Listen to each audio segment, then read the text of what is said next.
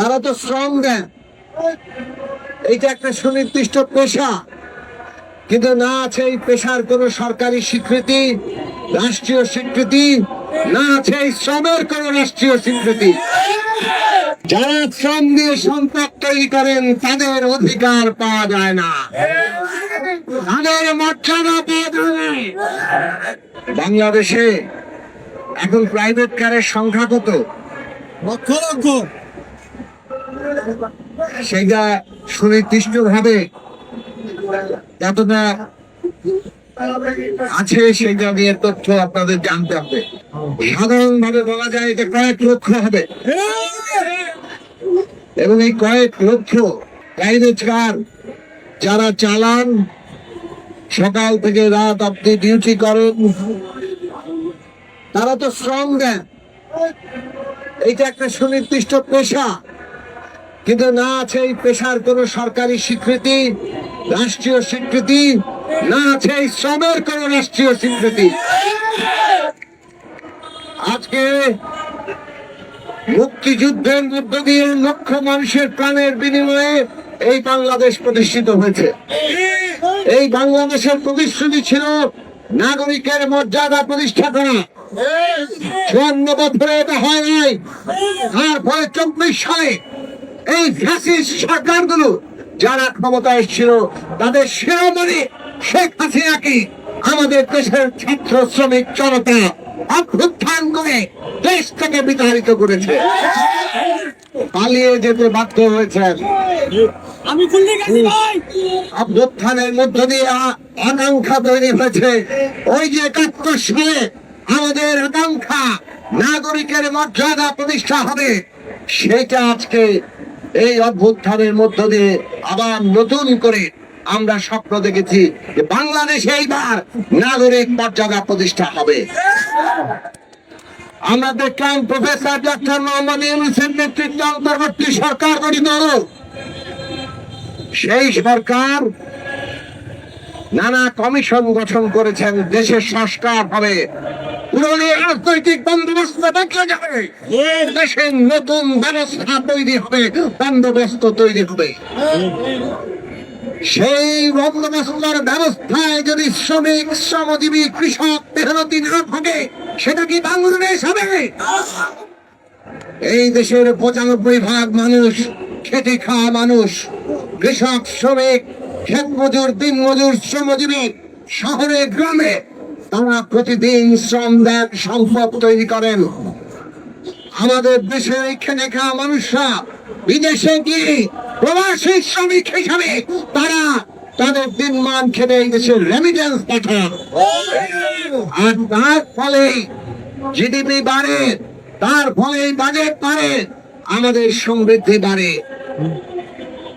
কিন্তু যারা শ্রম দিয়ে সম্পদ তৈরি করেন তাদের অধিকার পাওয়া যায় না, তাদের মর্যাদা পাওয়া যায় না।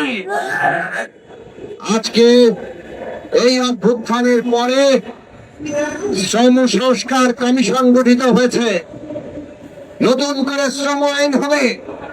আমরা পরিষ্কার করে অন্তর্বর্তী সরকারকে বলতে চাই, যারা শ্রম দেবে তাদের শ্রমের স্বীকৃতি থাকতে হবে। আপনারা কেবলমাত্র শিল্প প্রতিষ্ঠানের একটা সংজ্ঞা তৈরি করে তারপর আপনারা ইউনিয়ন করার অধিকার দেবেন। শিল্প প্রতিষ্ঠান যদি না হয় তাহলে আপনার শ্রমের কোন স্বীকৃতি নাই, মূল্য নাই, এটা করে আইন বিধান হতে পারে না। নাগরিক মর্যাদা মানে আপনাদের প্রথমেই সকলের শ্রমের স্বীকৃতির ব্যবস্থা করতে হবে। আজকে প্রাইভেট কার চালকরা, তাদের জন্য কোন নীতিমালা আছে, কোন বিধান আছে? তারা যে শ্রম দেয় তাদের কোনো কর্মঘণ্টা নাই, তাদের কোনো নিয়োগপত্র নাই, তাদের কোনো সুনির্দিষ্ট বেতন নাই, তাদের বোনাসের সুনির্দিষ্ট বিধান নাই, তাদের কোনো সাপ্তাহিক ছুটি নাই। তারা রাস্তায় যদি দুর্ঘটনার শিকার হন অথবা রাস্তাঘাট ব্যবস্থাপনা এই কাঠামোগত আয়োজনের কারণে তারা দুর্ঘটনার নামে একটা ভয়ানক বিপজ্জনক ফাঁদে পড়েন, তখন তাদের মৃত্যু হয় অথবা আহত হয়ে তারা পঙ্গু হয়ে যান। তাদের পরিবারকে দেখার কেউ থাকে না। আজকে এইভাবে একটা পেশায় যেখানে লক্ষ লক্ষ চালকরা কাজ করেন, যে চালকরা না থাকে এই দেশে যারা সম্পত্তিবান, যারা গাড়ি চালান, তারা চালাবেন কিভাবে? নিজেরা চালাতে হবে। তো বাংলাদেশে নিজেরা যারা চালাবেন চালাবেন, কিন্তু যখনই আপনি আরেকজনকে নানা কাজে চুক্তি করবেন, সেই সুস্পষ্ট চুক্তি থাকতে হবে। কাউকে শ্রমে যুক্ত করার চুক্তি না থাকলে তাকে যেন তেন প্রকারে ব্যবহার করা যায়। এইভাবে ব্যবহার করা কোন সভ্য দেশে চলতে পারে না। সেই কারণে আমরা পরিষ্কার করে বলি, যারা প্রাইভেট কার চালক তাদের কাজের জন্য সুস্পষ্ট নীতিমালা থাকতে হবে। তাদের সংগঠন ইউনিয়ন করার অধিকার দিতে হবে।